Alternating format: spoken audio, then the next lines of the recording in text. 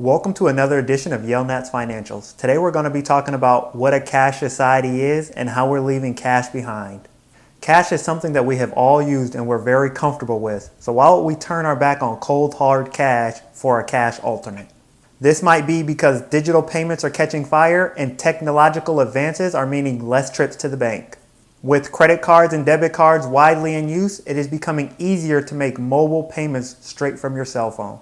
Consumer behavior is shifting towards cashless payments, so let's go over some of those benefits. But first, don't forget to hit that like button. My favorite is having the exact amount every time I pay for something without fumbling through change and breaking larger bills. We have all been there. Something costs $4.25. You got a $20 bill, 4 ones, and a pocket full of change. At least in this situation, a cash alternate is really beneficial. Storing money, depositing money, and trips to the bank is a trend that is slowly fading. Another benefit is currency exchanges when traveling abroad. You can easily switch between currencies when using a credit card, debit card, or mobile payment. So no more standing in line at the currency exchange counter. This makes paying for goods and services around the world flow seamlessly. Accounting and budgeting is also a lot more simple this way.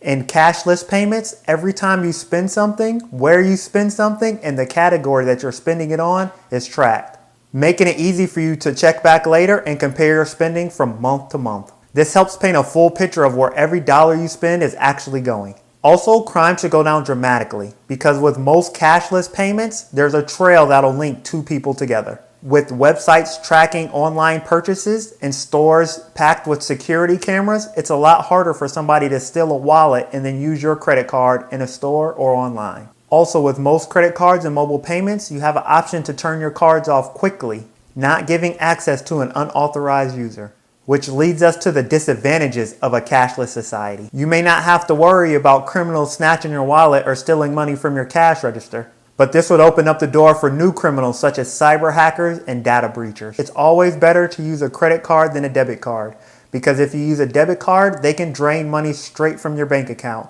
If you use a credit card, they will drain the money from a credit card account, which you can easily get reversed for unauthorized transactions. As you can usually get your money back if somebody drains your debit card, it's just a little bit harder because it comes straight from your bank account. So you might have to go a few weeks without that money that was taken while the bank clears it up. Also, technological problems such as power outages and dead cell phone batteries can leave you without access to your money. If you're using a mobile payment, something as simple as being in a no service area can keep you from getting your goods and services. Let's not forget about fees. If you buy something with cash today from a store that accepts credit cards, you might be using the cash, but you're still paying a credit card fee. This is because the credit card fee is tacked into the original purchase price. This is a safe practice for every business to mark up their merchandise rather than lose percentage on transactions done with credit cards. So remember, even though you are using cash, you're still most likely indirectly paying a credit card fee. There's also the possibility of being taxed for smaller amounts of money coming into your account.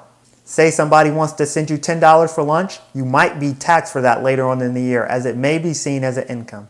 Inequality is one of the biggest disadvantages of a cashless society. And one of the main reasons why a cashless society hasn't decided to just steamroll cash. According to US data, almost 7% of households have no one in them with checkings or savings accounts. And another 19% that rely on cash advances, payday loans, and pawn shop loans. But when it comes to inequality, we just don't want to assume that it's people without money. It can also be younger kids who may have not opened up a bank account yet, or people with money who just don't trust technology with their hard-earned cash. So one of the cashless industries that are really taking off is a big name like PayPal. PayPal has over 267 million active accounts with over 21 million merchant accounts. PayPal is one of the most known peer-to-peer lenders, but companies like Zelle and Cash App are slowly catching up. We have also seen the impressive rise of Bitcoin, but don't be mistaken, cryptocurrency will be here for a while. And with all the cashless options comes pushback from the communities. And with more and more stores taking a cashless approach, communities are pushing back. Philadelphia has been one of the first to ban cashless stores and restaurants, citing discrimination. Cash is something that people have used their whole lives, and some people just aren't ready to give that up, no matter how time-saving the alternative might be. So what do you think? Will be a cashless society one day, or do you think cash is here to stay? Drop your comments down in the comment section. And don't forget to like and subscribe. Until next time.